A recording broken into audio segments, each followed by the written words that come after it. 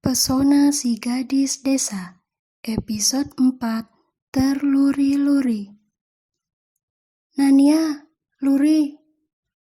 Merasa ada yang memanggil, Luri dan Nania pun menoleh ke arah belakang. Mereka sedikit kaget melihat kemunculan Vedo yang sedang berjalan mendekat. Lihatlah kak pria mesumana yang datang, sindir Nania sambil menatap tak suka ke arah pria pemilik belut listrik. Nania, jangan tidak sopan begitu. Kak Vedo itu laki-laki normal.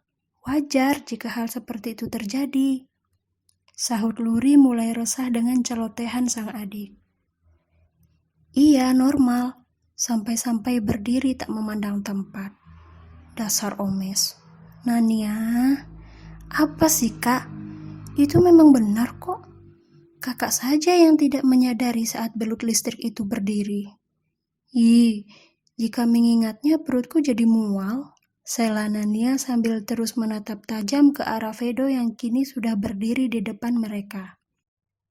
Kening Vedo mengernyit saat menyadari aura permusuhan yang dilayangkan oleh Nania, gadis belia yang mempunyai lidah beracun seperti king cobra. Dia lalu menatap heran ke arah Luri yang sedang menundukkan kepala dengan rona merah yang menghiasi wajah cantiknya. Luri, kau demam? Tanya Vedo cemas. Hah? Luri membeo. Dia kemudian menepuk pelan kedua sisi wajahnya yang terasa sedikit panas. Luri bukannya demam, tapi dia sedang merasa malu setelah mendengar perkataan adiknya yang begitu frontal. Entahlah, meski sudah bertahun-tahun menjadi kakaknya Nania, Luri tetap saja syok setiap kali adiknya bicara asal. Padahal, sudah dari semalam kata-kata belut listrik itu masuk ke indera pendengarannya. Harusnya sih dia tidak kaget lagi.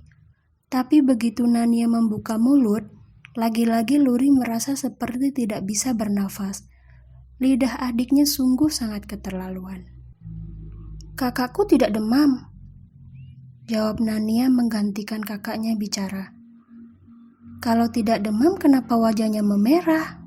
Tanya Vedo bingung. Aneh, itu yang ada di dalam pikiran Vedo sekarang. Dia takut disengat belut listrik. Luri dengan cepat membungkam mulut adiknya yang baru saja mengeluarkan kata memalukan. Dia lalu tersenyum canggung ke arah Vedo yang terlihat keheranan melihat kelakuannya. Itu Kak Vedo. Jangan dengarkan kata-kata Nania ya. Dia hanya asal bicara tadi, ucap Luri mencoba untuk menjelaskan. Belut listrik siapa yang dimaksud oleh Nania barusan? Memangnya sekolah ini memelihara hewan berbahaya seperti itu ya? Andai saja mulut Nania tidak sedang dibungkam oleh sang kakak, dia pasti akan langsung menjawab kalau belut listrik itu adalah senjata mematikan yang ada di bawah perut Vedo. Sayang, saat ini dia sedang dalam kondisi tidak bisa bicara. Nania hanya bisa mendengus kesal saat bungkaman tangan sang kakak kian menguat. Oh ya, Kak Vedo kenapa datang kemari?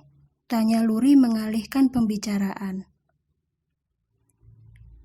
Vedo meringis pelan. Dia lalu menggaruk tengkuknya yang tidak gatal. Kedatangannya kemari tentu saja untuk menemui gadis desa pujaannya. Vedo sengaja menampakkan diri di sekolah ini agar tidak ada kurcaci-kurcaci yang berani mendekati gadis incarannya. Meski dari desa, Luri memiliki pesona yang sangat memukau. Kecantikannya begitu alami. Belum lagi dengan sikap dan tutur katanya yang begitu lemah lembut, membuat Vedo semakin terluri-luri sepanjang waktu. Aku tidak sengaja lewat sini tadi, dan kebetulan melihat kalian sedang berjalan masuk ke dalam sekolah. Jadi aku memutuskan untuk menyapa kalian dulu, jawab Vedo berkilah.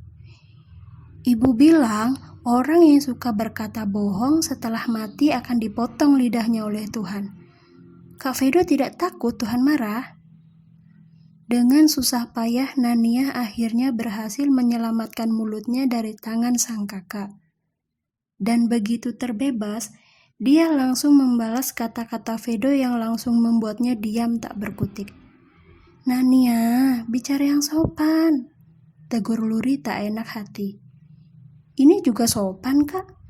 Kan aku sedang mengingatkan Kak Vedo supaya menjadi orang yang jujur," sahut Nania dengan tampang polosnya. "Tapi tidak begitu juga cara mengingatkannya." "Loh, aku bicara sesuai dengan apa yang Ibu ajarkan, Kak. Orang yang suka berbohong, lidahnya akan dipotong. Orang yang suka mencuri barang milik orang lain, nanti tangannya yang akan dipotong. Dan juga orang yang suka melakukan maksiat dengan yang bukan pasangan sahnya, nanti kemaluannya juga akan dipotong. Semua akan serba dipotong kalau kita tidak hidup sesuai di jalur yang benar, Kak. Karma itu nyata, dan azab Tuhan adalah hukuman yang paling mengerikan. Itu yang Ibu ajarkan padaku selama ini."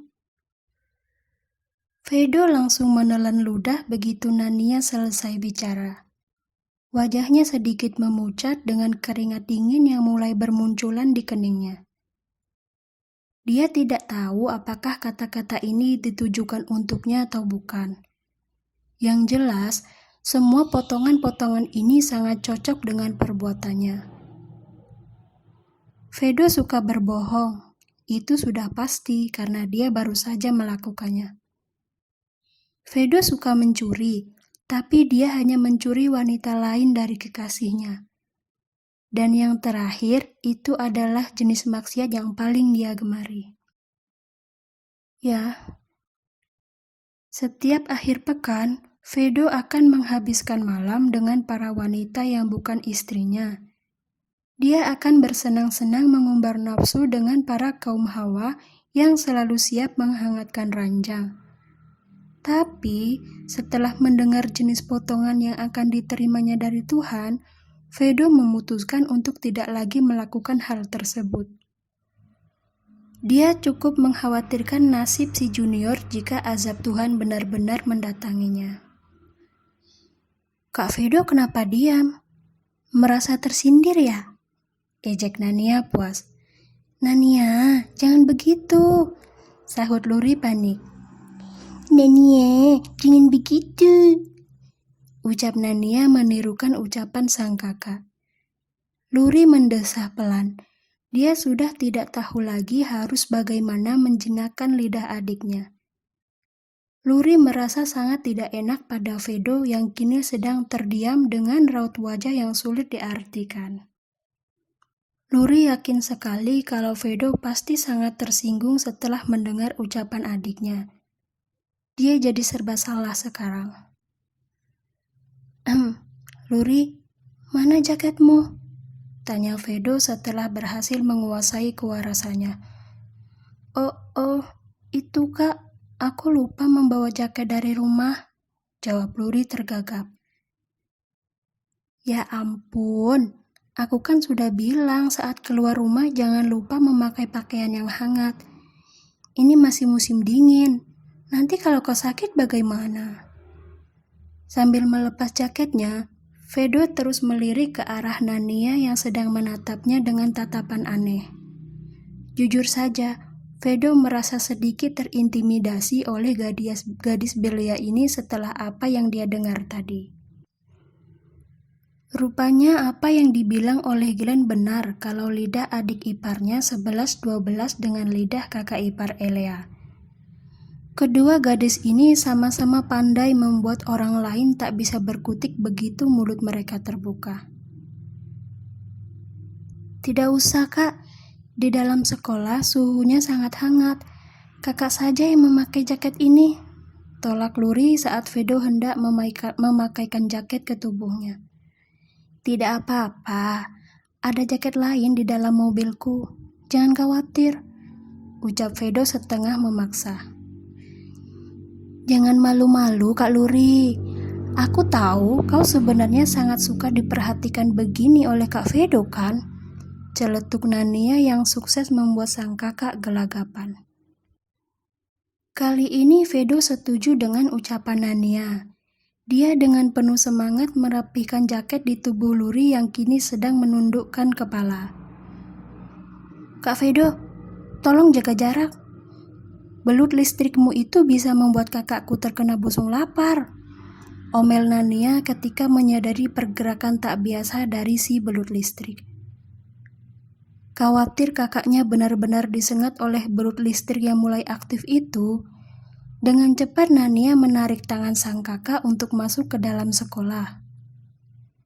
Vedo yang tidak paham dengan maksud perkataan Nania hanya terbengang seperti orang bodoh saat ditinggal pergi begitu saja. Sungguh, dia benar-benar tidak tahu kenapa kedua gadis desa itu terus saja menyebut kata belut listrik di hadapannya. Seolah-olah kalau Vedo memiliki hubungan dengan binatang berbahaya tersebut. Aku harus segera mencari tahu belut listrik itu sebenarnya apa. Untuk jaga-jaga saja kalau itu adalah semacam kode rahasia yang coba mereka sembunyikan dariku. Gumam Vedo sambil berjalan menuju mobilnya.